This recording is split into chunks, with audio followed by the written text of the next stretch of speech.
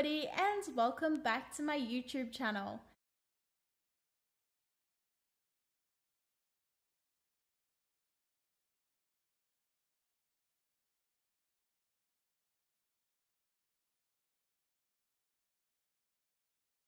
Okay, so the first one, please do not push your MLM products on your friend going through infertility. For those who don't know what MLM means, it is multi-level marketing. So basically it's overpriced products sold to friends and family, overpriced, so that you can basically make an income. The problem with these multi-level marketing things is they tell your friends and family that fall for the scams that they're gonna get rich and that they're gonna have it all, when really the only people actually getting rich are the people right at the top of the pyramid scheme.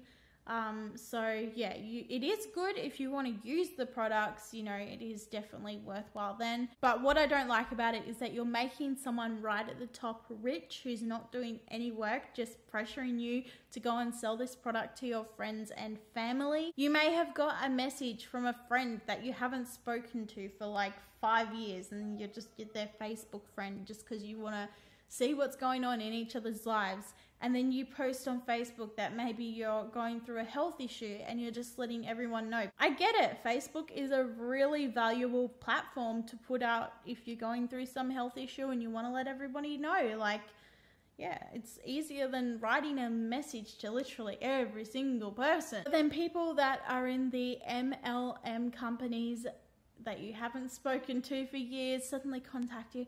Oh, I see you're going through IVF. Have you tried this product or this oil or this or that? And this product that I'm trying to sell you. It's just, please don't do it. Your infertile friend has already gone through so much, probably already spent lots of money on fertility treatments and stuff. The last thing that your friend or family needs is some overpriced LMM products. The next one is kind of two things, but they go together.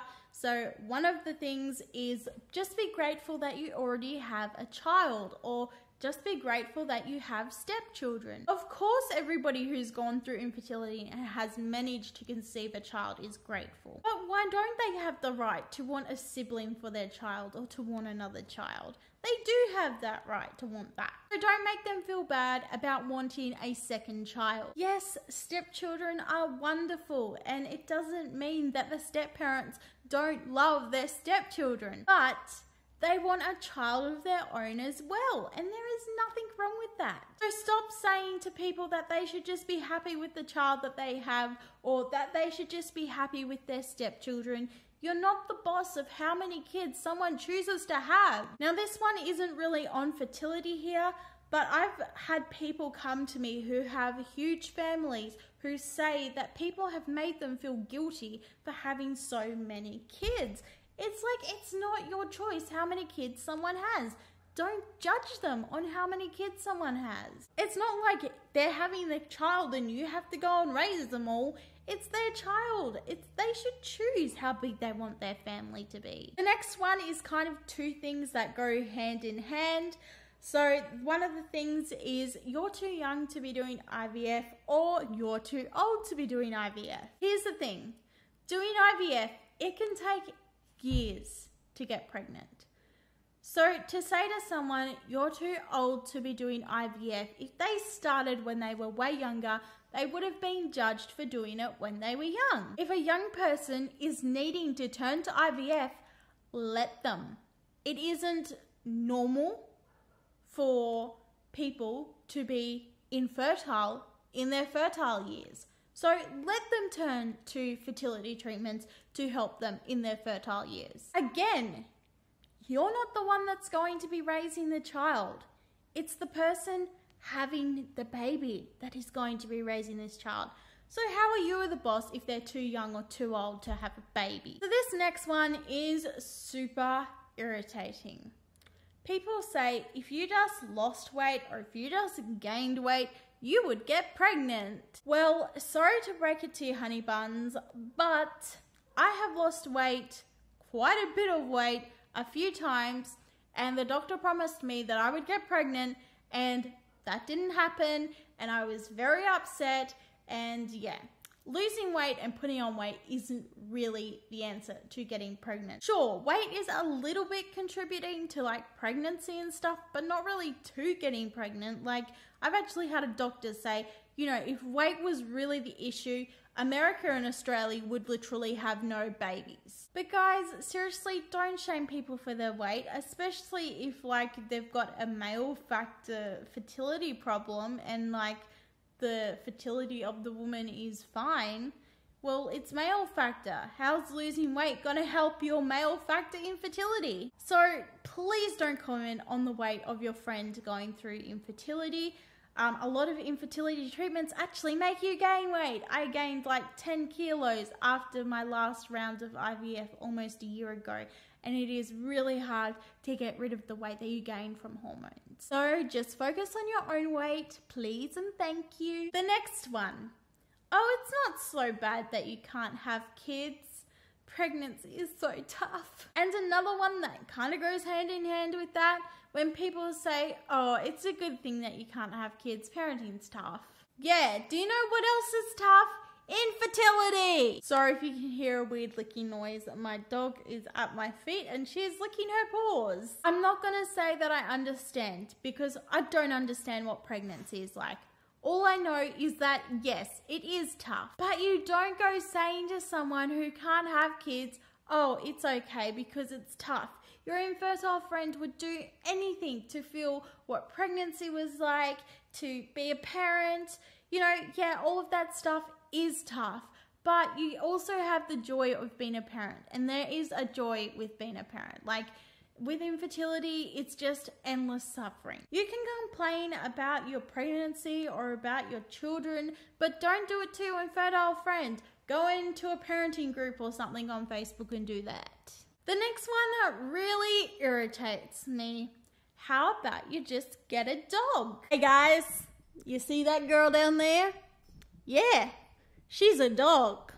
She was born after I was born, and she's going to die probably before I die. You know how many dogs you would have to get? Yes, dogs are wonderful companions. I love Cookie Dog to death, and I'm going to be so upset the day that she does pass away. Yes, I do treat my dog like she is my child because she is my fur baby. I love her. But you see, a child, you know, they grow up, they outlive their parents in most cases. It's very sad when a child does die before their parents. You can talk to your child. I mean, I talk to my dog, but my dog can't talk back to me. And you could probably say like, that's a plus, because when kids get older, they get some attitude and they talk back. Also guys, just stop and think about this for a minute. What if your friend is allergic to dogs or cats? Yeah, if you tell them to get a dog, they'll die. Well, they probably won't die, but they'll just be very sick all the time. As much as I love my dog, please don't tell your infertile friend to go and get a dog in place of a child. Now the next one is, I didn't invite you to my baby shower, or I didn't tell you I was pregnant because I was afraid I would upset you. Now I can't speak for everybody on this one, but personally, I've had friends that have told me that they're pregnant pretty much as soon as they find out, because, you know, they're going to announce in a few weeks, and they said, you know, I just wanted to let you know before you found out from someone else, or, you know, before the announcement just kind of popped up in your face. And I really appreciate that. Like, and I've even said to them, you know, I really appreciate you telling me earlier, because that is, you know, helping me deal with my emotions now. Also, people think that just because you're upset that it means that you are not happy for that person. Yes, people going through infertility are very happy for their friends when they get pregnant.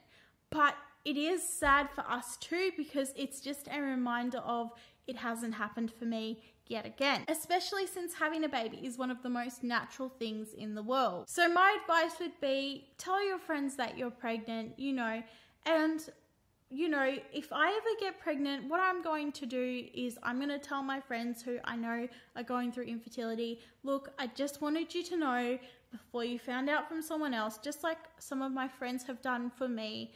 And, you know, it's okay if you need to grieve. I completely understand that, because, you know, you're feeling hurt that it's not you again. You know, it's just a horrible feeling.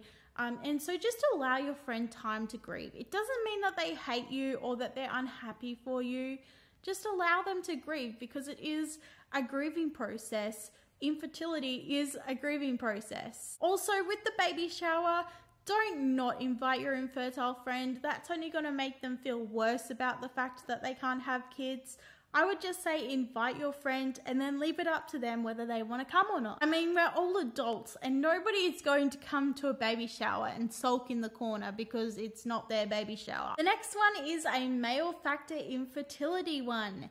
And that is when people say, oh, it's your husband's fault. I would have left him straight away then. That's not how relationships work. You don't just leave someone because they've got a fertility problem. That is kind of a really mean thing to say, that you would leave someone because they've got a fertility problem. Don't say that to your friends. And if you're thinking that, who are you? So the next one really does annoy me. And that is, I know exactly how you feel.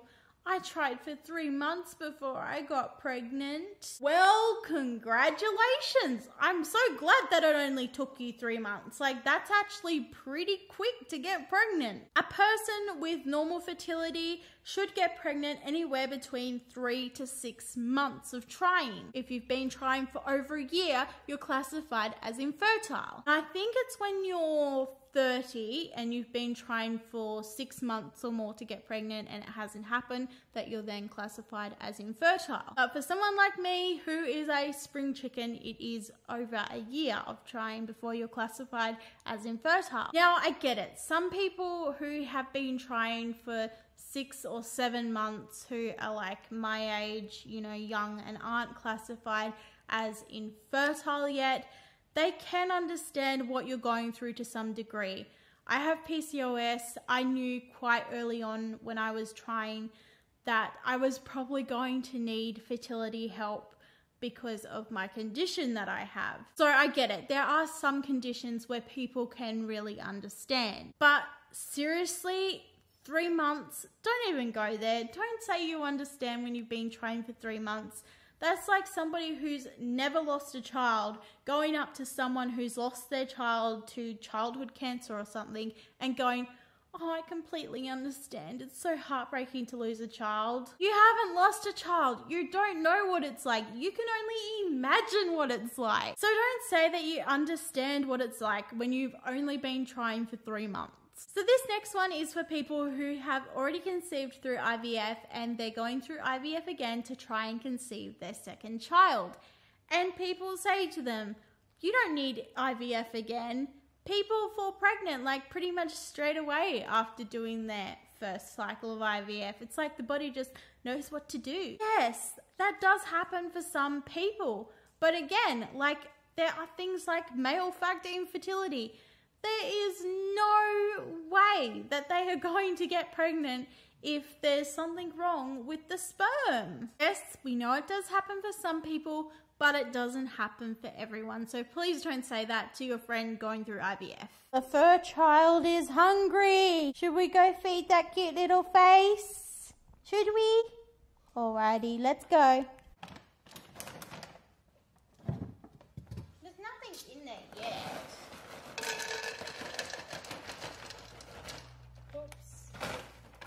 Not very much there. I hope Andrew's ordered some more for you.